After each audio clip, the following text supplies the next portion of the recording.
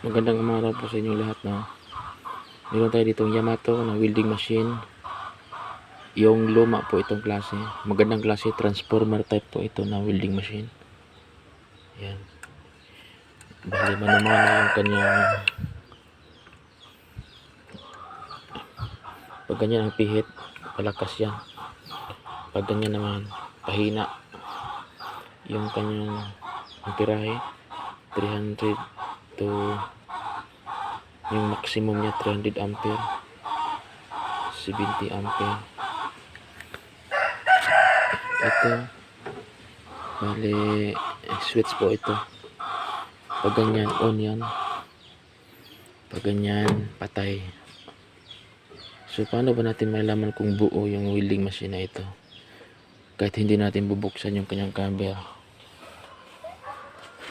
Tuturo ko po sa inyo kung paano i-tester yung ganitong klaseng welding machine. Okay, una punta tayo dito sa kanyang easy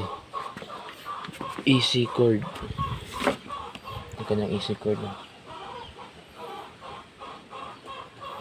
Patayin muna natin. Nakapatay na pala. Bali nakapatay pa yan. Gamit tayo ng tester, si Aning. Dapat may masusuka tayo dito.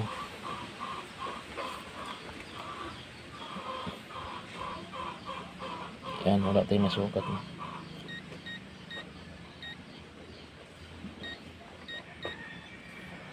Yan, kasi nakapatay pa yun. On natin. On. Yan, naka-on na yan. On. Dapat tester. Yan. Dapat ganyan. Yan, buo yan. Buo yung kanyang winding sa loob. Yung kanyang AC. Kasi transformer type nga ito na klase na welding machine. Dapat may beep yan. May buzzer. Yan. Patayin natin.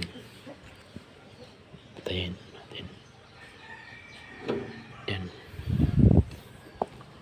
Walang buzzer. Hindi na ba buzzer yan?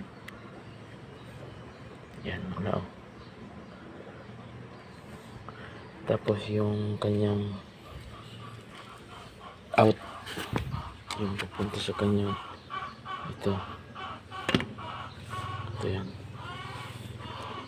Marin ito yung dulo niya, pinakapitan ng welding rod. Punta yan dito. Dapat pag tinitester mo tong dalawa, dapat may buzzer din yan. Dapat buo yan. Yan, dalawa na yan. Tester natin.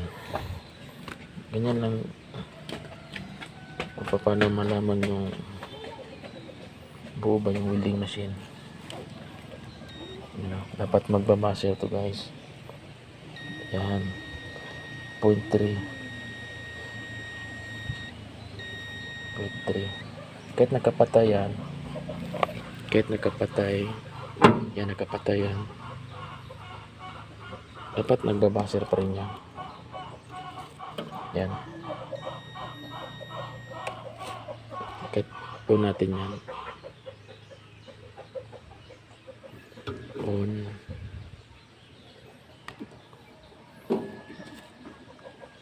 Baser pa rin yan. Baser. So ganyan lang, no? Tester ng welding machine na ganitong klaseng welding machine. Yamato, yung lumang klaseng welding machine. Pero magandang klaseng welding machine. Ground niya, tsaka yung nakapitan ng welding rod. So hanggang dito na lang guys, no? Maraming salamat. Yan, blower niya.